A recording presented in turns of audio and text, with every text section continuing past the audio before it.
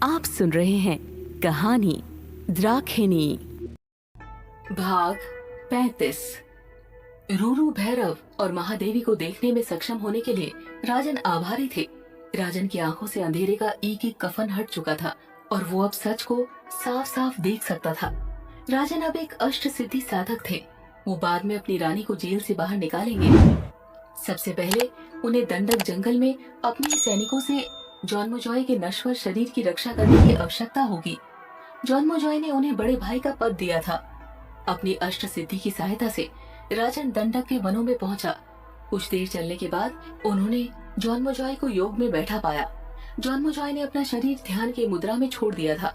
कोई नहीं समझ सकता था कि वो शरीर निर्जीव है, इसमें आत्मा नहीं है। राजन रूरू भैरव से मिलने के बाद आया था। काल भैरव रूरू अपनी देवी द्राक्षाणी तक पहुंच गए थे। शैट ब्रूहुर के शासन काल में एक दंत के अपराध के कारण काल भैरव रूरू ने द्राक्ष राज्य का परित्याग कर दिया था। फिर से वो राष्ट्र के प्यारे पिता की तरह लौटा था। उन्होंने भी भाई की तरह राजन की मदद की थी।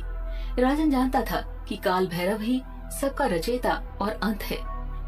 फिर भी जन्मजॉय के बेजान शरीर को देखते हुए राजन की आंखों से आंसू की दो धाराएं बह निकली। आज जो स्थिर शरीर वो अपने सामने देख रहा था वो राजन का भाई था। राजन ने अपनी आंखें पोंछी और सोचता रहा कि क्या किया जाए। वो इस शुद्ध शरीर की रक्षा कैसे कर सकता था। सैनिक अभी तक नहीं पहुंचे थे। अगर उन्होंने देखा कि राजन उनके सामने मौजूद है तो उन्हें कुछ संदेह होगा। इस रहस्यमयी कहानियों की खबर राज्य में जंगल की आग की तरफ फैल जाती। लेकिन राजन एक दंत को अब कुछ नहीं बताएगा। कौशिकी अमावस्या के शुभ मुहूर्त में इस राज्य में प्रत्येक अपराधी का नाश होगा।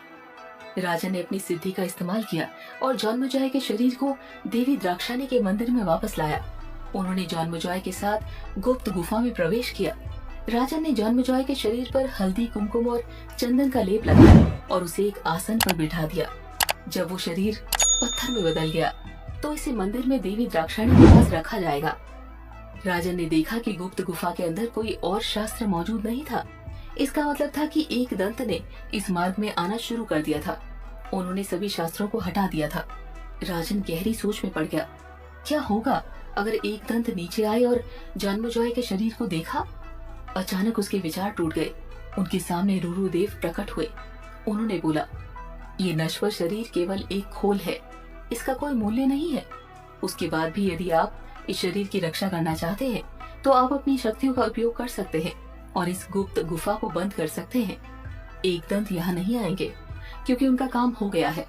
उन्होंने सारे शास्त्र हटा दिए हैं। उसे अब और नीचे नहीं आना है। लेकिन फिर भी अगर वो आना चाहता है तो वो यहाँ नहीं पहुँच पाएगा अगर दरवाजा नहीं खुला। राजन ने कहा, देव, फिर एक दंत को शक हो जाएगा। भैरव बोले, उसे भ्रमित होने दो। उसे 1,00,000 चीजों के बारे में सोचने दो और डरने दो, तभी उसकी बुरी शक्तियां ताकत खो देंगी। पुरुष लुड़नी नदी की गुप्त धारा के बारे में भूल गए हैं जो इस गुप्त मार्ग के अंदर मौजूद है। उस धारा को 200 वर्षों तक मानव कंकालों द्वारा छुआ गया था। वे कंकाल आपके राज्य की दुर्भाग्यपूर्ण महिलाओं के थे। एक दंत इतने लंबे समय से बिना सर के शव लुड़नी नदी में फेंक रहे थे। उन कंकालों ने नदी की यात्रा की और वापस देवी के चरणों में आ गए। अब वे कंकाल उठेंगे, वे भयानक तांडव करेंगे, वे एक दंत की मृत्यु को देखेंगे। राजन ने कहा, लेकिन देव, क्या मुझे अपनी रानी को जेल से बाहर नहीं लाना चाहिए? क्या मुझे उसे वहीं रहने देना चाहिए? मैं देवी द्राक्षाणी को मूर्ति से कैसे मुक्त करूं? जवाब आकाशवाणी में ही मौजूद है। इसके बारे में सोचो राजन। उर्मिमाला, वो अभी जेल में सुरक्षित है। यदि आप उसे बाहर लाते हैं तो एक दंत समझ जाएगा कि उसका नियंत्रण समाप्त हो गया है। एक दंत को देवी द्राक्षाणी और काल भैरव पर संदेह करने दे। उन्हें ये कभी नहीं पता चलना चाहिए कि राजन इंद्राशीष अब उनके नियंत्रण में नहीं है। जब सैनिक दंडक के जंगल में पहुंचे तो उन्हें जॉनमोजॉय नहीं मिला। वे ये सोचकर डर गए कि यदि वे कार्य पूरा करने में विफल रहे तो उनके पूरे परिवार को एक दंत और राजन इंद्राशीष के हाथों मरना पड़ सकता है। उन्होंने पूरे जंगल की तलाशी ली, लेकिन अंत में निराश होकर वापस महल में चले गए। राजन ने देखा कि भोर निकट है। एक दंत अपनी प्रेत साधना समाप्त कर अभी महल में लौट रहे होंगे। फिर वो देवी द्राक्षाणी के प्रति समर्पित होने का नाटक करेगा और उसकी साधक की पोशाक पहन लेगा। राजन ने एक बार उर्मिमाला और उनके बच्चे के पास जाने की सोची थी, लेकिन समय सही नहीं था। अगर वो अभी जाता तो एक दंत उसे देख सकता था। राजन ने गुप्त मार्ग में अपना काम समाप्त किया और अपने कमरे में वापस चला गया। शाही पलंग उसे कांटा सा लग रहा था। एक साधक के लिए विलासिता विष के समान होती है। उनके लिए योग से बढ़कर कोई प्रिय वस्तु नहीं थी। राजन बिस्तर छोड़कर फर्श पर सोने लगा। जब एक दंत ने स्नान के बाद मंदिर में प्रवेश किया तो उन्होंने देखा कि पूरे कमरे में एक सुंदर सुगंध भर रही है। वो इस गंध को जानता था। ये गंध दिव्य थी। एक दंत देवी की मूर्ति की ओर बढ़ा।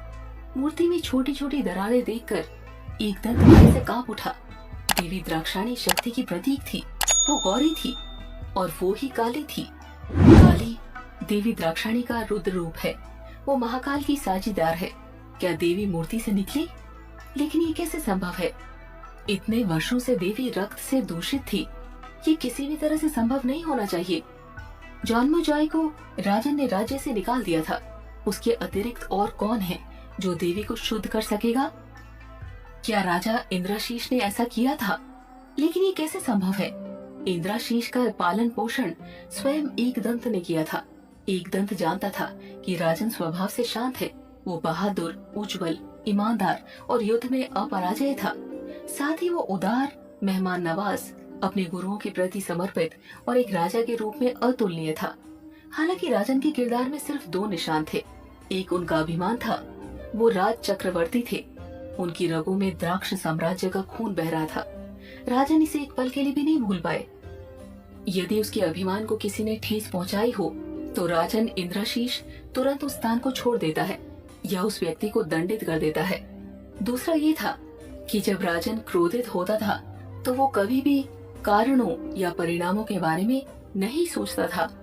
एक दंत के अनुसार राजन जैसे व्यक्ति के लिए अष्ट सिद्धि प्राप्त करना और देवी द्राक्षाणी को रक्त संस्कार से मुक्त करना कभी संभव नहीं था।